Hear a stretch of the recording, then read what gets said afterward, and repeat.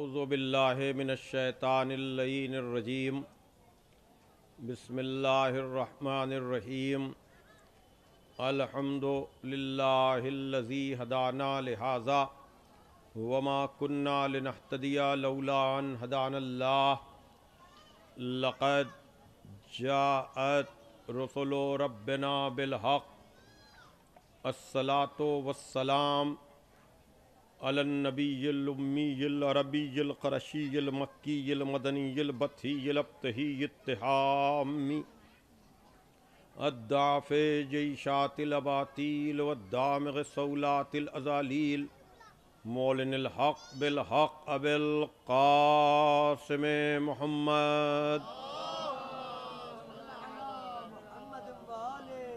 وآلہ الطیبین الطاہرین المعصومین المظلومین الذین اذھب اللہ عنہم الرجس وطہرہم تطہیرا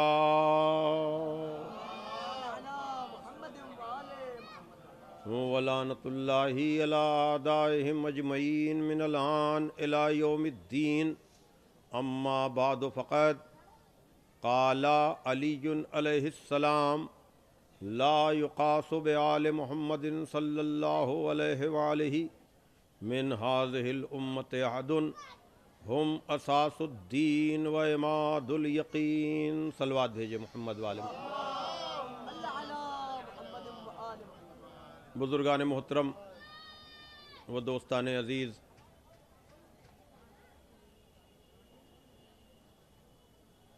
شہید ثالث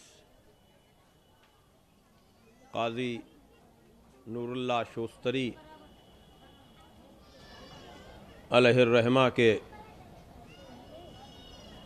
جوار میں ان کی مزار مقدس کے سامنے منعقد ہونے والی سلسلہ مجالس کی پہلے دن کی دوسری مجلس خطاب کرنے کی سعادت حاصل کر رہا ہوں۔ گفتگو کا ذریعہ خدائے فصاحت، مولائے بلاغت، غالب علی کل غالب، مطلوب کل طالب، حضرت علی ابن ابی طالب علیہ الصلاۃ والسلام کی زبان مبارک پر جاری ہونے والے وہ الفاظ ہیں کہ جس میں مولائے کائنات آل محمد علیہ الصلاۃ والسلام کا تعارف کرا رہے ہیں اور یہ ارشاد فرما رہے ہیں کہ امت کے کسی فرد کو آل محمد پہ قیاس نہیں کیا جا سکتا۔ ہم اساس الدین و عماد الیقین، آل محمد ہی دین کی بنیاد ہیں اور یہی یقین کے ستون ہیں۔ عزیزان محترم، یہ قول جس کی ضرورت ہر دور میں رہی ہے اور آج بھی اس کی ضرورت ہے، یعنی امت اور ہے، آل محمد اور ہے، اس لیے کہ بہت سے لوگ بہت سی غلط فہمیوں میں زندگی گزارتے رہتے ہیں، یہ سوچ کر کہ محمد وآل محمد علیہ الصلاۃ والسلام بھی چونکہ پیکر بشری میں آئے ہیں اس لیے وہ بھی ہمارے جیسے ہوں گے، اور یہ بات سب کو سمجھ لینی چاہیے کہ جیسے مخلوقات میں درجے ہیں ویسے ہی انسانوں میں بھی درجے ہیں۔ مخلوقات میں درجوں کا کیا مطلب؟ کہ خدا کی مخلوق میں پتھر بھی ہے، درخت پیڑ پودے بھی ہیں، جانور بھی ہیں اور انسان بھی ہے۔ ظاہر سی بات ہے کہ پتھر یعنی جمادات جسم تو رکھتے ہیں لیکن وہ بڑھتے نہیں ہیں. درخت جسم کے ساتھ بڑھتے تو ہیں لیکن چلتے نہیں ہیں. جانور جسم بھی رکھتا ہے, نمو بڑھت بھی رکھتا ہے, مشی یعنی چلتا پھرتا بھی ہے, لیکن عقل نہیں رکھتا. تو پتھر کے ساتھ جسم, نمو نہیں, درخت کے ساتھ بڑھت, مشی چلنا پھرنا نہیں, انسانوں کے ساتھ جانوروں کے ساتھ یہ چیزیں چلتا پھرتا ضرور ہے لیکن عقل نہیں رکھتا. تو انسان ممتاز ہوا عقل کی وجہ سے. کیا کل پتھر یہ کہنے لگے کہ چونکہ ہم بھی جسم رکھتے ہیں, انسان بھی جسم رکھتا ہے, اس لیے ہم انسان جیسے, کل درخت یہ کہنے لگے کہ ہم میں بھی بڑھت ہے, انسان میں بھی نمو ہے, لہذا ہم انسان جیسے, جانور یہ کہنے لگے ہم بھی چلتے پھرتے ہیں, انسان بھی چلتا پھرتا ہے تو ہم انسان جیسے. تو یعنی اتنی مماثلتوں کے باوجود جب یہ تین اپنے کو انسان جیسا نہیں کہہ سکتے تو یہ انسان اپنے کو نبی جیسا کیسے کہہ سکتا ہے, اپنے کو امام جیسا کیسے کہہ سکتا ہے؟ توجہ فرما رہے ہیں نا آپ عزیزان محترم. یعنی شکل و صورت کی وجہ سے کوئی کسی جیسا نہیں بن جاتا. اگر یہ بات واضح ہے تو کون نہیں جانتا کہ نبی, امام, رسول, ولی راہ ہدایت دکھانے کے لیے آیا ہے, سیدھا راستہ بتانے کے لیے آیا ہے. اگر راستے پر پیچھے چلنے والے اور ہادی ایک جیسے ہوں تو پھر ہادیوں کی ضرورت ہی کیا ہے, نبیوں کی ضرورت ہی کیا ہے, اماموں کی ضرورت ہی کیا ہے؟ اگر پروردگار نے کسی کو ہادی بنایا ہے, کسی کو اس کے پیچھے چلنے والا بنایا ہے, کسی کو امام بنایا ہے, کسی کو ماموم بنایا ہے, تو پھر یہ طے ہے کہ یہ صورت میں تو ایک جیسے لگ رہے ہیں لیکن نہ ایمان میں یہ ایک جیسے ہیں, نہ عمل میں یہ ایک جیسے ہیں.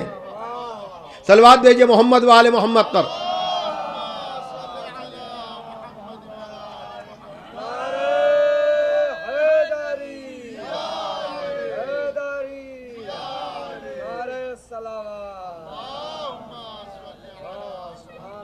اور یہ بات بالکل واضح ہو جانی چاہیے, یعنی اب غیروں کی بات نہیں رہی, اپنوں کو بھی اب یہ بات سمجھنے اور سمجھانے کی ہو گئی.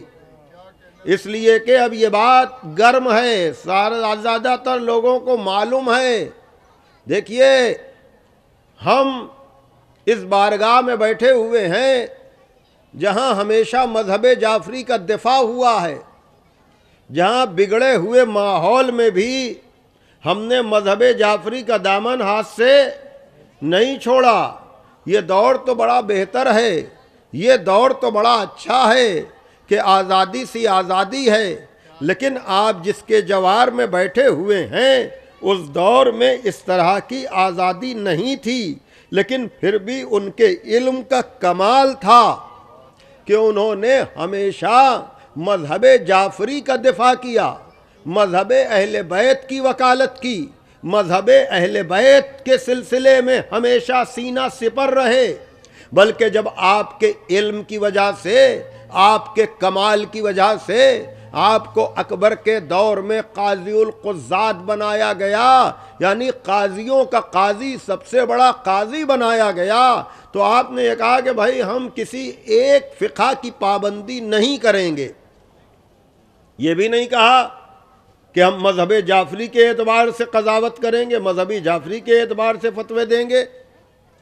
اور یہ بھی نہیں کہا کہ ہم اس کے حساب سے فتویٰ نہیں دیں گے. دیکھیے کیا علم تھا. چونکہ اہل سنت حضرات کے 4 مسلح ہیں، 4 فقہیں ہیں ان کی، امام ابو حنیفہ، امام مالک، امام شافعی، امام احمد ابن حنبل، اور ان میں اختلافات ہیں، ہر مسئلے میں اختلاف ہے. کوئی ایسا مسئلہ نہیں ہے کہ جس میں اختلاف نہ ہو، سوائے 2-1 مسئلوں کے.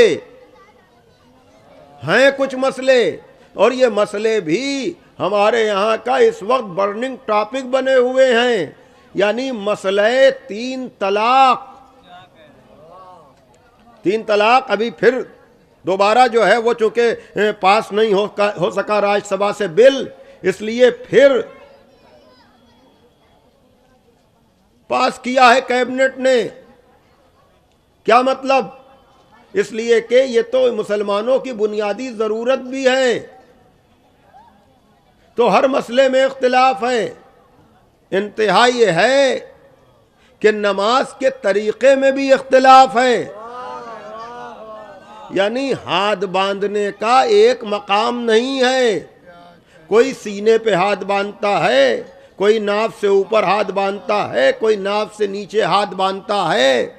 یعنی یہ اختلافات ہیں. اور میں تو یہی کہتا ہوں کہ اگر مسلمانوں کو اپنی فکر ہے، اگر مسلمانوں کو یہ ہے کہ ہمیں کیوں ذلیل کیا جا رہا ہے، ہمیں کیوں رسوا کیا جا رہا ہے، تو غیروں پر آپ بعد میں بات کیجئے گا. یہی ہوتا ہے نا کہ فلاں نے ہمارے ساتھ چیٹنگ کر دی، فلاں نے ہمارے ساتھ سازش کر دی، فلاں نے ہمارے خلاف محاذ آرائی کر دی. تو غیروں کو بعد میں کہیے گا، پہلے اپنے اندر دیکھیے کہ کیا ہو رہا ہے. جو اپنے گھر کو صاف نہیں رکھتا وہ دوسروں پر الزام نہیں لگا سکتا. ابھی میں نے بہت سے لوگوں کے ایصال ثواب کی آپ سے گزارش کی، ان میں سے ایک نام خطیب الایمان طاہر جرولی مرحوم کا بھی ہے. وہ جب جملہ کہا کرتے تھے، کہا مسلمان اتنا تو سمجھ لے کہ اس کے خلاف سازش خالی باہری والے نہیں کر رہے ہیں بلکہ اندر والے بھی کر رہے ہیں. کیا مطلب؟ کہا باہر والوں کو چھوڑیے، باہر والوں کو اس سے کوئی مطلب نہیں ہے کہ آپ نماز کیسے پڑھیے، آپ روزہ کیسے رکھیے، آپ حج کیسے کیجئے، یہ مسائل خود آپ کے ہیں. تو مسلمان اتنا تو پہلے طے کر لے کہ خود اس کے اندر سازش ہو رہی ہے. دیکھیے میں نے اپنا بیان شروع کیا، اب میں مجلس پڑھ رہا ہوں، اتنا مجمع بیٹھا ہوا ہے، کوئی ضروری نہیں ہے کہ مجلس کے اختتام پر مجمع کو ہر بات قبول کرنا مجبوری ہو جائے. بہت سی باتیں آپ کہہ سکتے ہیں کہ یہ بات میں سمجھا، یہ بات میں نہیں سمجھا، یہ بات مجھے اچھی لگی، یہ بات مجھے اچھی نہیں لگی، یہاں سے مولانا بہک گئے، یہاں سے مولانا نے نتیجہ اچھا نہیں دیا. یعنی آپ کو ہماری مجلس سننے کے بعد اپنے تبصرے کا پورا اختیار ہے. یہ جو مجمع بیٹھا ہوا ہے، چونکہ سب کی فکر الگ ہے، سب کا فہم الگ ہے، سب کی سمجھ الگ ہے، تو ہر آدمی مجھ جیسے حقیر کی مجلس کے بعد، مجھ جیسے حقیر کے بیان کے بعد پورا تبصرہ کرنے کا حق رکھتا ہے کہ مجھے بیان پسند آیا یا مجھے بیان پسند نہیں آیا. اگر خدا نخواستہ، ویسے تو کوئی ایسا نہیں ہے، اگر عداوت و دشمنی میں بھی میرے بیان کی کوئی مخالفت کرے تو اس کی سمجھ پر کوئی شک نہیں کیا جا سکتا. میں کیا کہہ رہا ہوں، توجہ فرمائیے گا. اس لیے کہ ہر آدمی کی اپنی اپنی سمجھ ہے. یہاں تک تو آپ کو چھوٹ ہے، یہاں تک تو آپ کو آزادی ہے، لیکن اگر آپ کہیں کہ مولانا کے شروع سے لے کر آخر وقت تک میں ممبر کے نیچے ہی بیٹھا رہا اور آپ سے پوچھا جائے کہ بتائیے مولانا کے سر پہ عمامہ کیسا تھا، بڑی توجہ عزیزان محترم، بیان پر آپ خوب تبصرے کیجئے، لیکن اگر مجمع میں آپ رہنے کا دعویٰ بھی کریں اور پھر آپ سے پوچھا جائے امامے کا کلر کیا تھا، تو پہلی بات تو یہ ہے کہ سچ کی مجبوری ہے. کہ سچ کا رنگ ایک ہوتا ہے، سچ کا کلر ایک ہوتا ہے۔ اگر آپ کو سچ بولنا ہے تو آپ مجبور ہیں کہ آپ کہیں کہ ہمامے کا رنگ کالا تھا، لیکن اگر جھوٹ بولنا ہے تو اس میں کوئی پابندی نہیں ہے۔ میں کیا کر رہا ہوں، توجہ فرمائیے گا۔ دیکھا آپ نے، سچ کے لیے آپ پابند ہیں کہ کالا ہی کہیں، لیکن جھوٹ بولنے کے لیے پیلا کہہ دیجئے، نیلا کہہ دیجئے، نارنجی کہہ دیجئے، یعنی جیسی ضرورت ہو ویسا جھوٹ بول لیجئے۔ ایک صلوات بھیجئے محمد والے محمد پر، بڑی توجہ۔ لیکن اگر آپ یہ کہہ رہے ہیں کہ کالا رنگ نہیں تھا تو اب آپ اس آدمی کو بھولا نہ سمجھیے، بڑی توجہ۔ یا تو وہ مجلس میں تھا نہیں، یا بہت بڑا سازشی ہے نا عزیزان محترم۔ تو یہی مسئلہ ہے، آپ مسلمانوں سے جا کر کہیے کہ آپ قرآن کی آیتیں نہیں سمجھتے، کوئی پرابلم نہیں، ہر آدمی قرآن کو نہیں سمجھ سکتا۔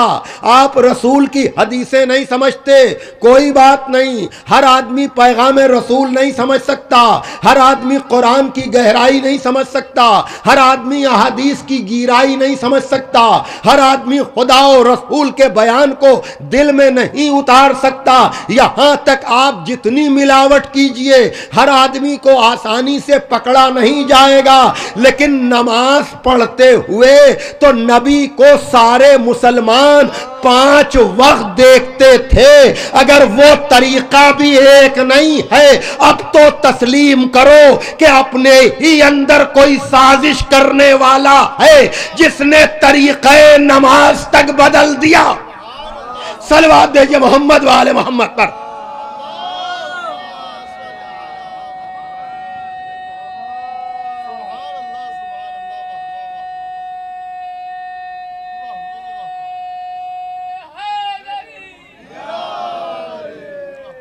بدلا نہ کسی نے، جبھی تو ایک طریقہ نہیں ہے۔ قرآن نہیں سمجھ رہے ہیں، کوئی بات نہیں، حدیث نہیں سمجھ رہے ہیں، کوئی بات نہیں۔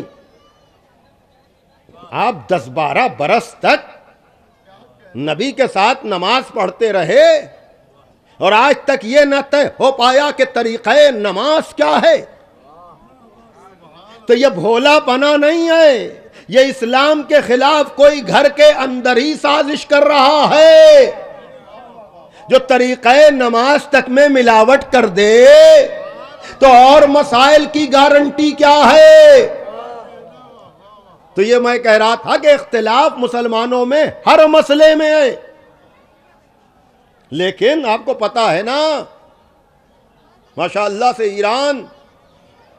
ایرانی حکومت بڑا تعاون کر رہی ہے۔ یہاں آپ دیکھ رہے ہیں کس طرح سے یہ بڑے بڑے ہال، یہ اچھی بننے والی مزار، بڑے سب ہر طرف سے۔ تو وہاں کا حال بھی تو سن لیجئے آپ۔ قاضی صاحب کا بھی تعلق ایران سے تھا۔ اچھے برے ہر جگہ لوگ ہوتے ہیں، لیکن بڑے مولائی لوگ ہیں وہ۔ کیا کہنا قاضی صاحب کا، ان کی اگر باتیں بتائی جائیں تو گھنٹوں گزر جائیں۔ لیکن بہرحال ایرانیوں کی بات سنیے۔ خدا بندہ الجاتو وہ تھا وہاں کا بادشاہ، اس نے اپنی بیوی کو طلاق دے دی۔ وہی طریقہ، طلاق طلاق طلاق، جسے ڈاکٹر کلب صادق صاحب کہتے ہیں طلاق طلاق طلاق۔ یہ مسئلہ روزانہ بحث کا ہے عزیزان محترم، اور ہم تو یہی کہتے ہیں کہ بھائی آپ ہر مسئلے میں آزاد رہیے، لیکن یہ تو روزانہ کا مبتلا بے مسئلہ ہے۔ کم سے کم اس مسئلے میں امام جعفر صادق کی مان لیجئے تو عزت بچ جائے گی، ذلت و رسوائی سے عورتیں بچ جائیں گی۔ حل تو ہمارے پاس بھی ہے۔ صلوات دیجئے محمد والے محمد پر۔ تو بہرحال اس نے طلاق دے دی۔ اب اس کے بعد اس کو تلاش ہوئی، مجھے پورا واقعہ نہیں پڑھنا ہے ورنہ بہت وقت ہو جائے گا۔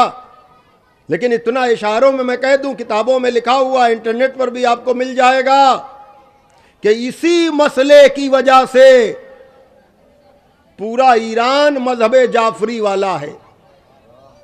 ایک مسئلے نے انقلاب پیدا کیا ہے، اور آج بھی اگر صحیح طرح سے مسئلہ پہنچ جائے، اس لیے کہ نماز کوئی پڑھتا ہے کوئی نہیں پڑھتا، جب پڑھتا ہی نہیں تو اسے کیا مطلب کس طریقے سے پڑھیں؟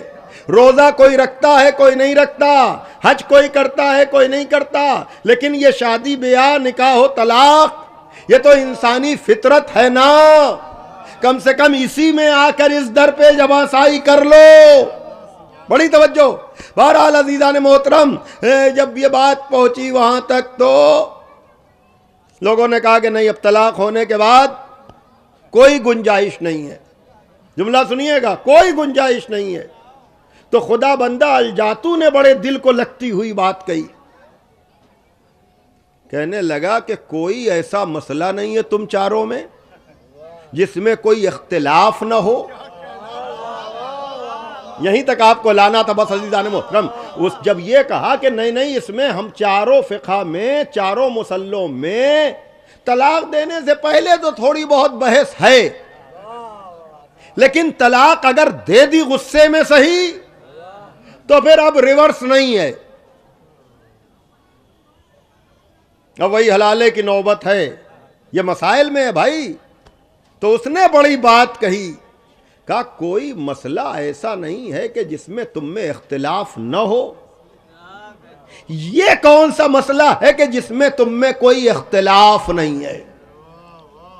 تو اسی سے ہمیں پتہ چلا کہ یہ حکم خدا سے اختلاف کر سکتے ہیں، حکم رسول سے اختلاف کر سکتے ہیں، لیکن جس نے رسول کو قلم اور کاغذ نہیں دیا اس سے اختلاف نہیں کر سکتے. صلوات پڑھیے محمد وآل محمد پر. بآواز بلند نعرہ صلوات بھیج دیجیے. تو ہر مسئلے میں اختلاف ہے، دو ایک مسئلوں میں اختلاف نہیں ہے. تو قاضی صاحب سے جب کہا گیا کہ آپ کو فیصلے کرنے ہیں، آپ کو فتوے دینے ہیں، آپ کو قضاوت کرنی ہے، تو آپ نے کہا میں کسی ایک فقہ کا پابند ہو کر فیصلے نہیں کروں گا، میں کسی ایک سے فیصلہ سنا دوں گا. اب یہ فقہ جعفری کا کمال ہے، چونکہ لیا تو سب اسی در سے ہے نا لوگوں نے. بڑی توجہ، بڑی توجہ. دیکھیے سارے مسئلے لیے یہیں سے گئے ہیں، لیکن اپنا بنانے کے لیے اس میں تھوڑی سی چینجنگ کر دی گئی. یہ نہیں پتا کہ چینج کیا اور گئے.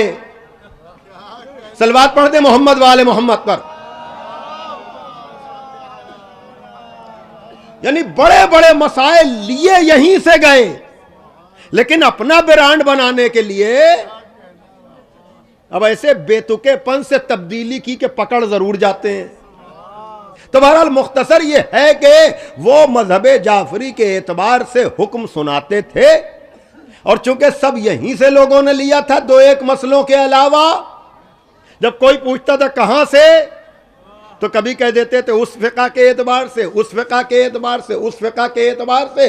اصل ہوتا تھا مذہب جعفری کے اعتبار سے. جب لوگ پوچھتے تھے تو کہیں نہ کہیں سے مطابقت کر دیتے تھے. یہ تھا قاضی صاحب کا علم. صلوات بھیجے محمد وآل محمد پر. تو یہ تو بات میں نے آپ کو بتائی کہ ایسے قاضی کی، ایسے فتویٰ دینے والے کی. توجہ کیجئے گا، یعنی جو علم کے اس کمال پر ہو کہ کوئی بھی حکم سنائے اور چاروں مسلے والے اس سے اختلاف نہ کر پائیں. ہاتھ کھولنے باندھنے تک کا مسئلہ ہے. میں نے جیسا کہ بتایا یہی تو سب سے زیادہ کامن بات ہے نا. اس میں بھی میں نے کہا اختلاف ہے. بھئی سخت بات ہے کہ نہیں کہ وہ نماز پڑھ رہے ہوں اور انہوں نے اعلان کیا نہیں کہ ہمارا تعلق کہاں سے ہے. کوئی جا کر پوچھے یہ آپ کس کے اعتبار سے نماز پڑھ رہے ہیں، تو انہیں کہنے کی کیا ضرورت ہے. یہ فوراً کہہ دیں گے کیا امام شافعی کے ماننے والے ہاتھ کھول کے نماز نہیں پڑھتے؟ میں نے اشارے میں بات کی ہے عزیزان محترم. کہنے کا مطلب یہ ہے کہ اس علم کے کمال کے باوجود، سنیے جو کہنا چاہ رہا ہوں، ہمارے مجتہدین جتنے بھی جس پائے کے بھی ہوں، میں نے نمونے میں قاضی صاحب کا نام پیش کیا، لیکن ہم لوگ اپنے کو مخطئہ کہتے ہیں. ہمارا مجتہد جو ہے مذہب جعفری کا مجتہد کتنی بلندی پر کیوں نہ چلا جائے، وہ اپنے کو امکان خطا والا کہتا ہے.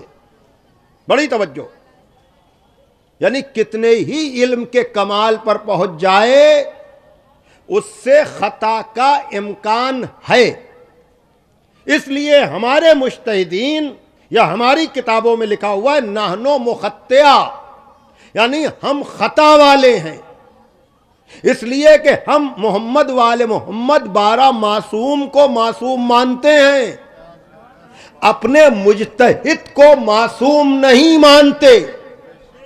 اب چونکہ اپنوں میں بھی کچھ لوگ خوشامد کے طور پر غیر معصوم کو معصوم کا درجہ دینے پر لگے ہوئے ہیں، یا وہ صفتیں جو مخصوص ہیں معصومین سے. تو دیکھیے علماء کی وکالت کیجئے، مراجع کی وکالت کیجئے. اگر مراجع کو کوئی غلط کہے آپ اس سے سینہ سپر ہو جائیے. یقیناً ہم نے بات کہی کہ ہمارے مراجع ہی کے ذریعے ہم تک احکامات اسلامی آتے ہیں. ان کی عزت بھی کیجئے، ان کا احترام بھی کیجئے، لیکن خدا را کوئی انہیں معصوم ثابت کرنے کی کوشش نہ کرے. یہ پیمانہ لے کر کے جائیے گا کہ ہم اپنے مجتہد کو سب کچھ مانتے ہیں لیکن معصوم نہیں مانتے. جس طرح سے ہم اپنے ائمہ کو سب کچھ مانتے ہیں لیکن اللہ نہیں مانتے. بھائی توجہ کیجئے گا. اب اگر مولا علی کو کوئی اللہ کہے تو یہ مولا علی کا دوست نہیں ہے، یہ مولا علی کا دشمن ہے.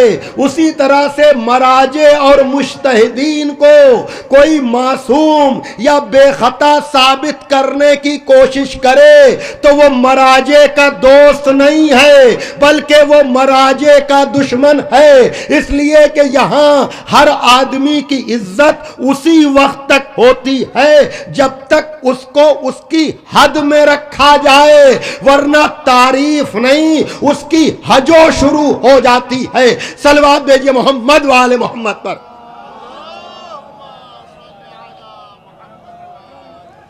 اب آپ تک بات پہنچ گئی نا. میں نے جو مولا کائنات کا جملہ پڑھا کہ امت کے کسی فرد کو آل محمد پہ قیاس نہ کرنا، ہم اساس الدین و عماد الیقین، اس لیے کہ آل محمد ہی دین کی بنیاد ہیں، یہی یقین کے ستون ہیں. اچھا کبھی کبھی آدمی غلطی کرتا ہے تو ماننے پہ تیار نہیں ہوتا ہے. ایک صاحب ہیں بہت آگے پیچھے آداب و القاب ان کے نام کے ساتھ لگائے جاتے ہیں. انہوں نے ابھی ایران کی خوشامد میں کہا کہ یہ جو ہے سورہ دہر جو آل محمد کی سخاوت کا قصیدہ ہے اس کی کچھ آیتیں پڑھ کر کہنے لگے کہ یہ تو آغائے خامنائی کے لیے ہے. حالانکہ خود خامنائی صاحب ان باتوں سے راضی نہیں ہیں. ان کی طرف سے بیانات آ چکے ہیں کہ میں اہل بیت کے در کے غلاموں کا بھی غلام ہوں. لیکن یہ خوش آمدی لوگ اور پھر اس کے بعد کچھ وکیلوں نے بھی، یعنی ان کی وکالت کرنے والوں نے بحث چھیڑ دی کہ اگر آپ قرآن کی آیتوں کو سنیے چند لوگوں کے ساتھ یا آل محمد کے ساتھ مخصوص کر دیں گے تو پھر لوگ اچھے اعمال کیوں کریں گے. میں کہوں گا اس طرح کی بھی آیتیں ہیں لیکن آپ ان آیتوں میں کسی اور کو نہ لائیے. میں نے کہا کہ میں آپ کو بتاتا ہوں عمومیت ہوتی کیسی ہے آیتوں میں. عمومیت کا مطلب کہ آیت کا مصداق کوئی بھی ہو سکتا ہے جو بھی اس طرح کے کام کرے. ارے اس غلط فہمی میں نہ رہیے. بڑی توجہ. جب نصارے نجران سے مباہلے کی نوبت آئی تو کیا آیت آئی؟ فَقُلْ تَعَالَوْا نَدْعُ أَبْنَانَا وَأَبْنَاءَكُمْ وَالنِّسَاءَنَا وَنِسَاءَكُمْ وَأَنفُسَنَا وَأَنفُسَكُمْ. اے میرے حبیب، یہ علم کے آ جانے کے بعد بھی اگر آپ کی نہیں سنتے تو ان سے کہہ دو کہ ہم اپنے بیٹوں کو لائیں، تم اپنے بیٹوں کو لاؤ، ہم اپنی عورتوں کو لائیں، تم اپنی عورتوں کو لاؤ، ہم اپنے نفسوں کو لائیں.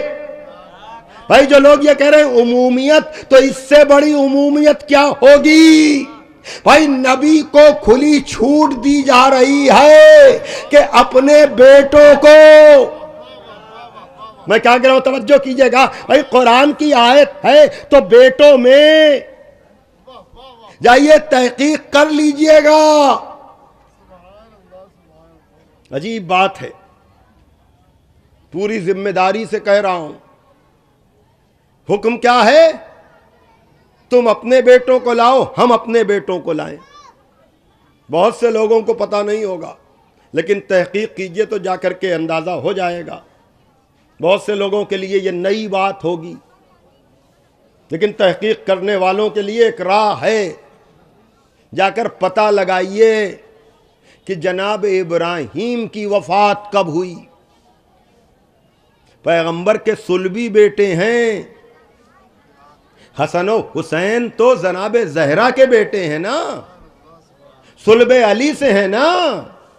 یہ آیت مباہلہ جب نازل ہوئی تو کتابوں میں اشارے ہیں کہ خود پیغمبر کا بیٹا ابراہیم موجود تھا. ارے میں کیا کہہ رہا ہوں توجہ فرمائیے گا. لیکن پیغمبر اپنے صلبی بیٹے کو لے کر نہیں گئے، حسن و حسین کو لے کر گئے. تو اس سے بڑی عمومیت کیا ہوگی؟ بڑی توجہ عزیزان محترم. تم اپنی عورتوں کو لاؤ، ہم اپنی عورتوں کو لائیں. تو عام اصطلاح میں جب عورتوں کی بات ہوتی ہے، بڑی توجہ، جب عورتوں کی بات ہوتی ہے تو اس میں بیوی کو باہر نہیں کیا جاتا ہے کہ نہیں؟ مجھے آپ بتائیں، بیویاں رہتی ہیں کہ نہیں؟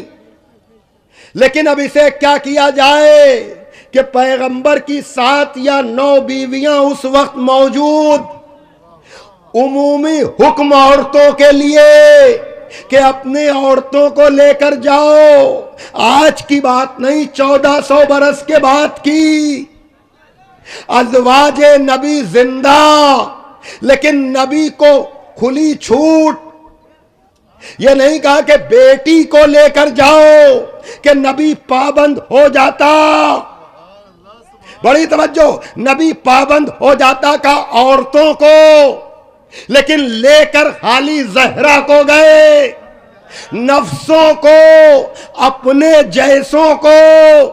ارے بات میں نے کہاں سے شروع کی تھی کہ شکل و صورت کی وجہ سے کوئی نبی جیسا نہیں ہوتا، ورنہ پورا مدینہ شکل و صورت کے انسانوں سے بھرا ہوا تھا. لیکن نبی کو پورے مدینے میں اپنے جیسا صرف علی نظر آئے. ارے صلوات بھیجئے محمد و آل محمد پر.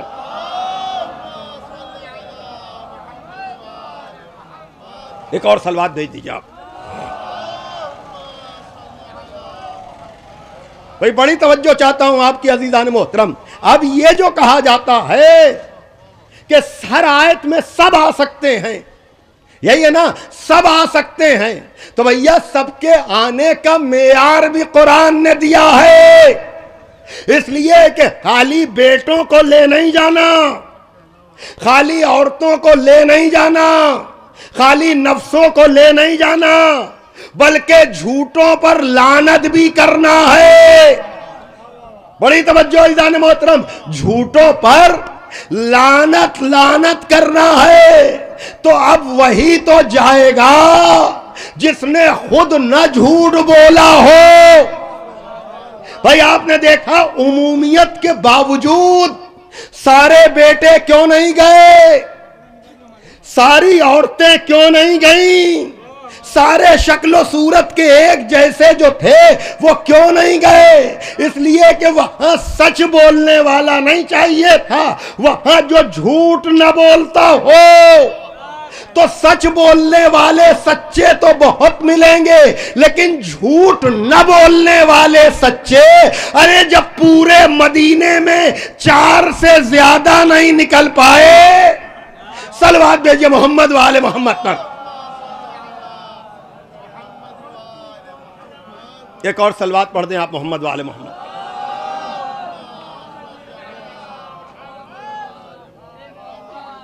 اب ایک بات اور، یہ سورہ دہر کی، یہ جو آپ کہہ رہے ہیں کہ جو بھی انفاق کرے، جو بھی راہ خدا میں خرچ کرے، وہ ان آیتوں کا مصداق ہو سکتا ہے، تو سورہ دہر کو غور سے پڑھیے تو آپ کو پتہ چلے،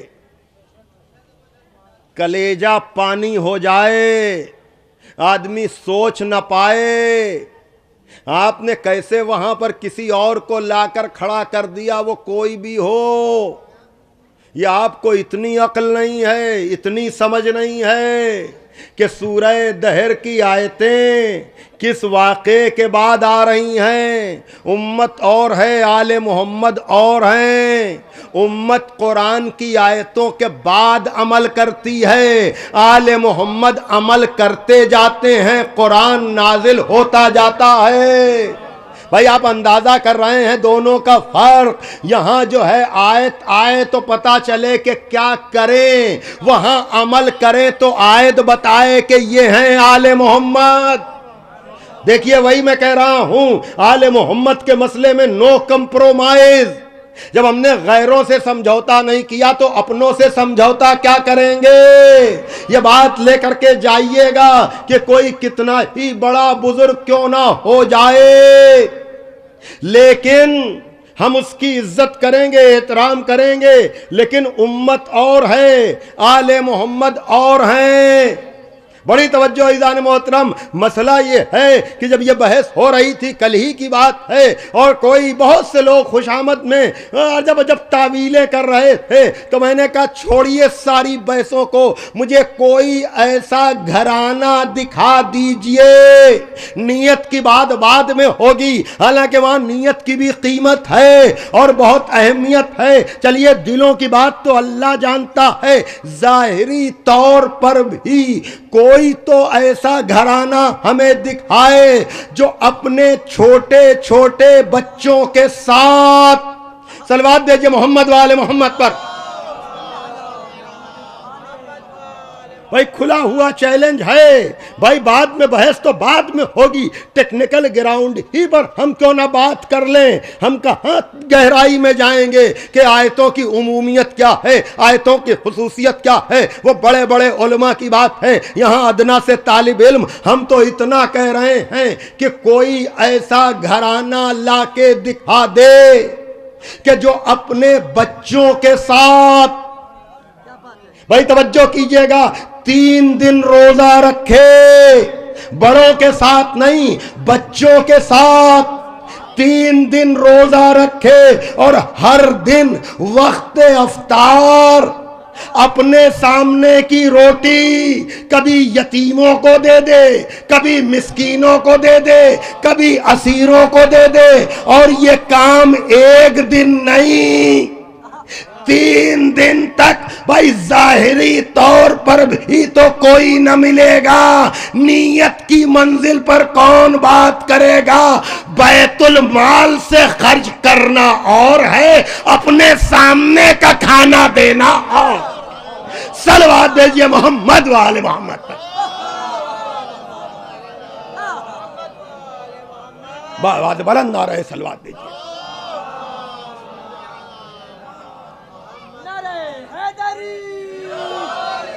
اور یاد رکھیے گا جب آل محمد سے وفاداری نہیں ہوتی تبھی یہ مسائل پیدا ہوتے ہیں۔ خدا را اپنوں میں اگر یہ جراثیم آئیں تو آنے سے پہلے ہی ان کو دور کر دیجئے، ورنہ جیسے اور لوگوں کا انجام ہوا ہے ایسے لوگوں کا بھی انجام وہی ہوگا، اور وہی ہو رہا ہے کہ آپس ہی میں جو ہے لڑ رہے ہیں۔ بڑی توجہ عزیزان محترم، آپس ہی میں بحث ہو رہی ہے، اور یہ ہمیشہ ہوتا ہے۔ بس دو جملے اور ربط مصائب۔ میں بتا رہا ہوں کہ اگر اس درس میں کوئی آ کر گستاخی کرتا ہے، چاہے نبی ہو چاہے آل نبی ہو، جنہوں نے نبی کی عظمت کو نہیں سمجھا ان کا بھی انجام خراب ہوا۔ اسی طرح سے جو بھی اپنوں میں بھی اگر کوئی ہے وہ آل نبی کی عظمت یا ان کے برابر کسی کو لانے کی ناکام کوشش کرے گا تو اس کا بھی انجام وہی ہوگا۔ وہ انجام کیا ہے سن لیجئے آپ، کہ جب نبی قلم و دعوات دے رہے تھے، بڑی گرم ہے یہ بات کہ طاہر القادری جیسے بھی اب جی وہ بھی کہہ رہے ہیں کہ ہاں حدیث قرطاس ٹھیک ہے تھی تو، لیکن اگر آپ نے یہ مان لیا کہ فلاں صاحب نے قلم اور کاغذ نہیں دیا تو اہل بیت بھی تو نہیں دیا، مولا علی نے بھی تو نہیں دیا۔ میں کہوں گا آپ جتنا بھی چھپائیں، آپ کے بزرگوں نے سچائی بیان کر دی ہے۔ سنیے جلدی میں بات کروں، آپ کے بزرگوں نے سچائی بیان کر دی ہے، لیکن پھر میں کہہ رہا ہوں یہیں سے آدمی سمجھ جائے کہ نبی کی بات جو نہیں سنے گا اس کا بھی انجام خراب ہے، آل نبی کی جو بات نہیں سنے گا اس کا بھی انجام خراب ہی ہے۔ اب اس کی خرابی دیکھیے آپ کہاں تک جاتی ہے، وہ یہ یعنی چونکہ صحیح بخاری صحیح مسلم میں 6-7 جگہ یہ واقعہ موجود ہے کہ نبی نے اپنے وقت آخر کہا کہ لاؤ قلم اور کاغذ تاکہ میں ایسی تحریر لکھ دوں تاکہ پھر تم کبھی بھی گمراہ نہ ہو۔ سنیے، جب اس در کو آدمی چھوڑتا ہے تو کس پستی میں جاتا ہے، چونکہ انکار کر نہیں سکتے اس لیے کہ انکار کریں تو پوری صحیح بخاری جاتی ہے، صحیح مسلم جاتی ہے، اس لیے مناسب جانا کہ تعویل کی جائے۔ حالانکہ شبلی نعمانی نے انکار کر کے اپنا دامن بچا لیا کہ بحث کرنے کی ہمت ان میں نہیں تھی، لیکن جو بزرگ گزرے ہیں اور آج تک جو سلسلہ آ رہا ہے طاہر القادری تک کا، وہ کہتے ہیں ہاں تھا تو، لیکن حرج کیا ہے؟ تعویل پتہ ہے کیا ہے؟ کہنے لگے کہ اصل میں وقت آخر نبی مرض کی وجہ سے اتنے نہیں وہ لاغر اور کمزور تھے کہ ٹھیک ہے وہ تو امت کا بھلا چاہ رہے تھے، لیکن امت کے بھی تو کچھ فرائض ہیں۔ کیا امت اتنی مطلبی بن جائے کہ نبی کے حالت مرض میں بھی نبی کو زحمت دے؟ پہلی تعویل آپ دیکھیں نا، وہی کہہ رہے ہیں نا، جب آدمی اس در سے منافقت کرتا ہے تو انجام کیا ہوتا ہے؟ کہا کہ وہ تو نبی کی بھلائی کے لیے انہوں نے زحمت نہیں دی۔ یہ کتابوں میں لکھا ہے، معتبر کتابوں میں، شرحوں میں۔ اور دوسری بات یہ کہا کہ اگر انہوں نے اس کے بدلے میں کہہ دیا حسبنا کتاب اللہ تو اس میں بھی کیا برائی ہے؟ سنیے، یہ ہے پستی کا کمال، یہ زوال کا کمال ہے۔ کہنے لگے کہ انہوں نے کیا برا کیا؟ بھائی نبی کچھ بھی لکھتے، سورہ دہر کے مسئلے میں کچھ لوگ اسی طرح کی جہالت والی باتیں کر رہے ہیں ابھی بھی۔ میں وہ بتانا چاہ رہا ہوں، چاہے نبی ہو چاہے آل نبی ہو، سید و سردار تو وہی ہے نا، وہاں سے آپ اور معاملوں کو سمجھ لیجئے۔ کہا کہ نبی کچھ بھی لکھتے، اللہ اکبر، یعنی روح کانپ جائے، رویاں لرز جائے، ایسی کی شان میں جو رحمت للعالمین ہے، جو ہدایت کے لیے آیا ہے، جو تزکیہ نفس کے لیے آیا ہے، جو وما محمد الا رسول ہے، جو طٰہٰ یاسین مزمل مدثر ہے، اس کے لیے مسلمان تعویل کر رہا ہے۔ یعنی اس غلط کرنے والے کو بے نقاب کرنے کے بجائے یہ جملے موجود ہیں کہ نبی کچھ بھی لکھتے وہ قرآن سے کم ہی تو ہوتا۔ نبی کچھ بھی لکھتے وہ قرآن سے کم ہوتا۔ تو اگر منکر نے یہ کہا کہ ہمیں کتاب کافی ہے تو اس میں کیا برائی ہے؟ تیسری، اللہ اکبر، کہنے لگے کہ یہ تو امت کے لیے رحمت بن گئے۔ انکار کرنے والے یہ گروہ، اس کے سردار رحمت بن گئے۔ کیسے؟ کہا کہ نبی کچھ ایسا اگر لکھ دیتے کہ جس پر امت عمل نہ کر پاتی تو امت قیامت تک گنہگار ہوتی رہتی کہ نہیں؟ انہوں نے امت کو قیامت تک کرنے والے گناہ سے بچا لیا. سنیے سنیے، یہ تعویلیں ہیں، اللہ اکبر. لیکن اب چوتھی منزل، چونکہ وہیں پر لکھا ہوا ہے کہ عبداللہ ابن عباس کہہ رہے تھے لکھو، لکھواؤ. بھائی توجہ کیجئے گا. اور آپس میں تنازع ہوا، آپس میں اختلاف ہوا. اب یہاں پر جو طاہر القادری صاحب کہتے ہیں کہ سب مجرم ہو جائیں گے، تو یہ جو آپ کے بزرگ لکھ کر گئے ہیں کہ عبداللہ ابن عباس لکھوانا چاہ رہے تھے، ہمارے علماء نے اسی سے نتیجہ نکالا کہ عبداللہ ابن عباس کا بولنا بتا رہا ہے کہ موقع پر مولا علی نہیں تھے.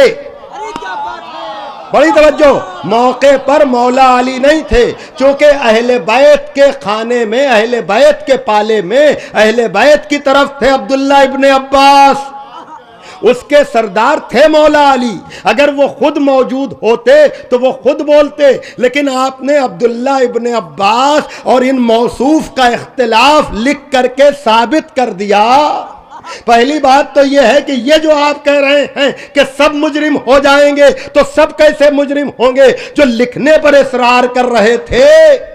لیکن اگلا جملہ سنیے، اور وہ یہ کہ ٹھیک ہے عبداللہ ابن عباس بہت بزد تھے اور ساری زندگی افسوس کرتے رہے کہ ہائے رے جمعرات، ہائے رے جمعرات، اس لیے کہ جس دن یہ انکار ہو رہا تھا قلم اور کاغذ دینے سے، وہ دن جمعرات یوم الخمیس تھا، رضیت الخمیس کہلاتا ہے. تو عزیزان محترم، ابن عباس ایسے روتے تھے کہ آنسوؤں کی لڑی جاری ہو جاتی تھی، اس لیے کہ ایسی گستاخی ہوئی تھی. کہا کہ ٹھیک ہے ابن عباس چاہ رہے تھے کہ لکھا جائے اور دوسرا گروہ کہہ رہا تھا کہ نہ لکھا جائے، تو عبداللہ ابن عباس سے زیادہ فقیہ تو ہیں وہ. بڑی توجہ، یعنی افقہ کا لفظ استعمال ہوا ہے کہ چونکہ وہ موصوف منکر صاحب 3 طلاق والے، ارے میں کیا کروں، توجہ فرمائیے گا، 3 طلاق والے، ان کا تقابل آپ نے کس چالاکی سے ابن عباس سے کرایا. ارے توجہ چاہتا ہوں جان محترم، یعنی آپ تقابل ابن عباس سے کرانے لگے، گویا کہ ابن عباس گئے تھے کہ یا رسول اللہ کچھ لکھ دیجئے.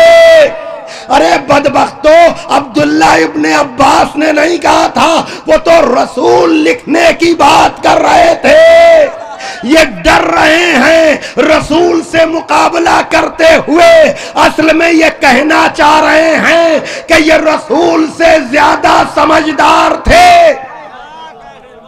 ارے شاید کوئی بات اب تک نہ پہنچی ہو. ارے بھیا ہم خوب جانتے ہیں کہ یہ امت ان کو رسول سے زیادہ سمجھدار نہیں بلکہ اللہ میاں سے زیادہ بھی سمجھدار سمجھتی ہے.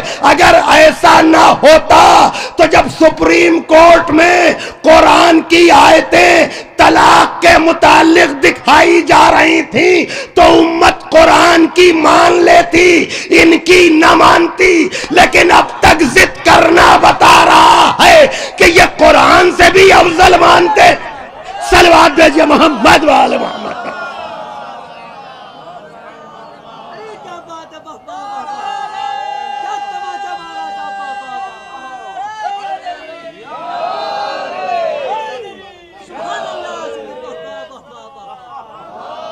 تو جملہ سنیے گا، آپ عزت کسی کی بھی کیجئے لیکن خدا اور رسول سے آگے نہ بڑھائیے. اسی طرح سے اپنے علماء میں بھی آپ عزت سب کی کیجئے لیکن نہ کسی کو اہل بیت کے برابر لائیے، ورنہ جو اس کا انجام ہوگا وہی اس کا انجام ہوگا. صلوات بھیجئے محمد وآل محمد.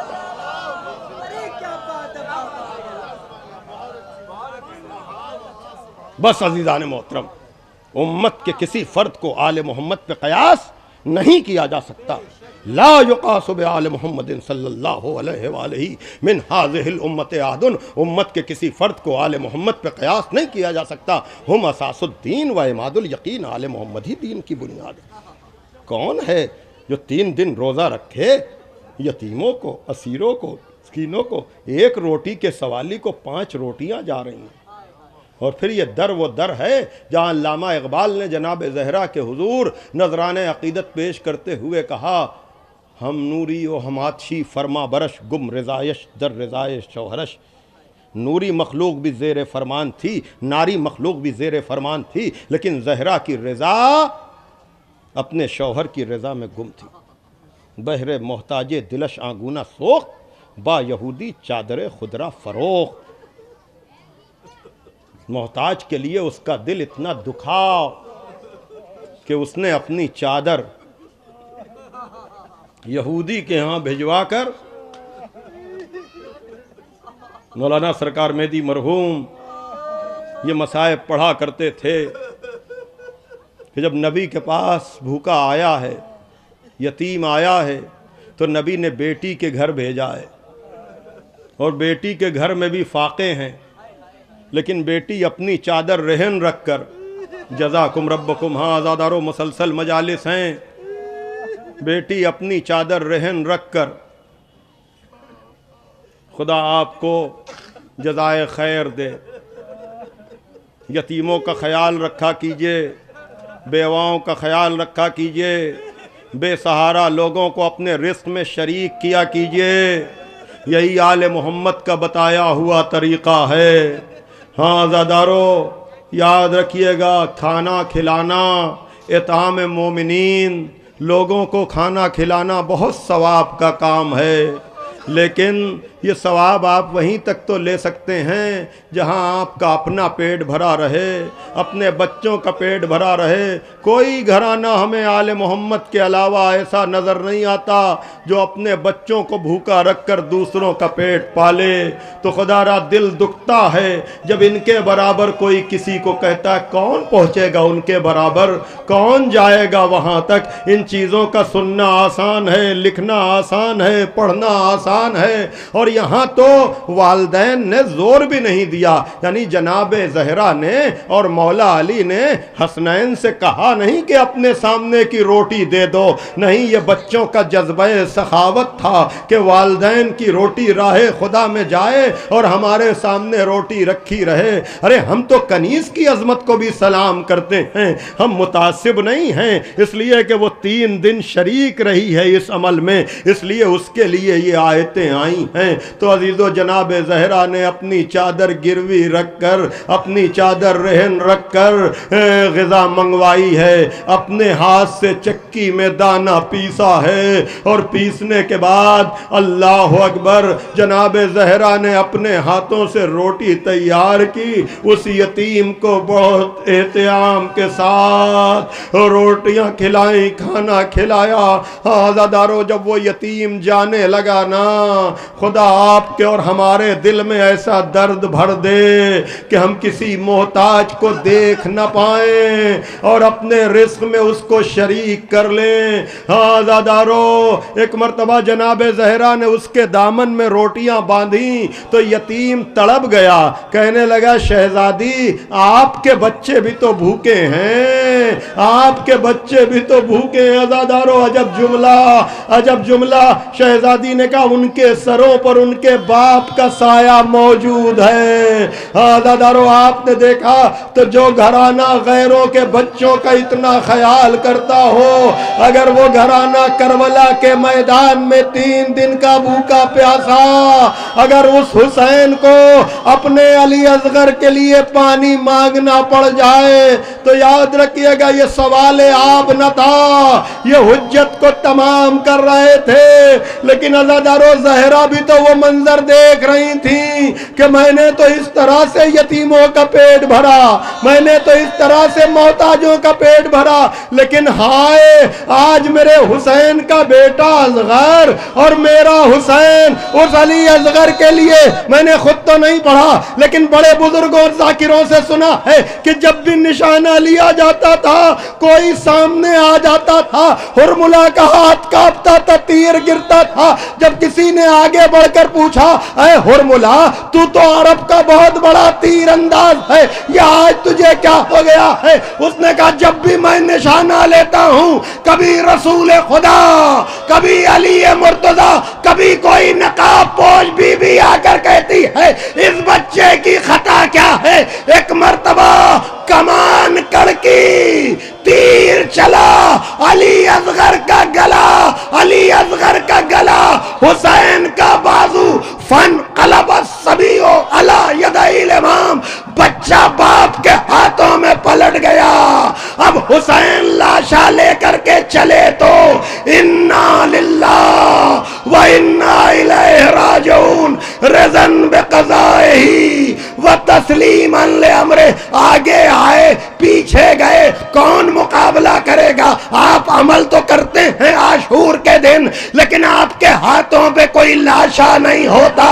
لیکن ہائے حسین، در خیمہ پر پہنچے رباب، اپنے بچے کو لے لو۔ جناب سکینہ نکل کر آئیں، چیخ مار کر پیچھے ہٹی۔ اب جو لاشا خیمے میں گیا، ماں نے مرثیہ پڑھا، مثلو کا ینہر، اے میرے بچے کیا تو جیسے بچے بھی نہر کیے جاتے ہیں؟ والی اصغرا وا مظلوما وا حسینا الا لعنت اللہ علی القوم الظالمین، سیعلم الذین ظلموا ای منقلب ینقلبون۔ پروردگارا ان بلند ہوتی ہوئی آوازوں پہ اپنی رحمت نازل فرما۔ پروردگارا قاضی صاحب آپ کے نزدیک، تیرے نزدیک بڑے عزیز ہیں، ہم تجھ کو ان کا وسیلہ محمد وآل محمد علیہ السلام کا واسطہ دے کر دعا گو ہیں کہ آنے والوں کی دلی مرادوں کو پورا فرما۔ پروردگار حاضرین مجلس، منتظمین مجلس کی دلی مرادوں کو پورا فرما۔ پروردگار جو محتاج ہیں ان کی محتاجی کو دور کر دے، جو بے روزگار ہیں ان کو روزگار عطا فرما، جو صاحبان روزگار ہیں ان کے روزگار میں ترقی عطا فرما۔ حاضرین میں یا ان کے متعلقین میں جو مریض ہیں ان کو اس ذکر کے طفیل میں جلد سے جلد صحت کاملہ اور عاجلہ نصیب فرما۔ ہمیں کامل الایمان فرما، ملت کو متحد فرما، سرکار امام زمانہ عجل اللہ تعالی فرجہ الشریف کے ظہور میں تاجیل، اور ہمیں اس لائق بنا کہ ہمارا شمار بھی ان کے انصار و اعوان میں ہو سکے۔ اللہم تقبل منا انکا انت السمیع العلیم۔ آپ حضرات تشریف رکھیں دوسری مجلس۔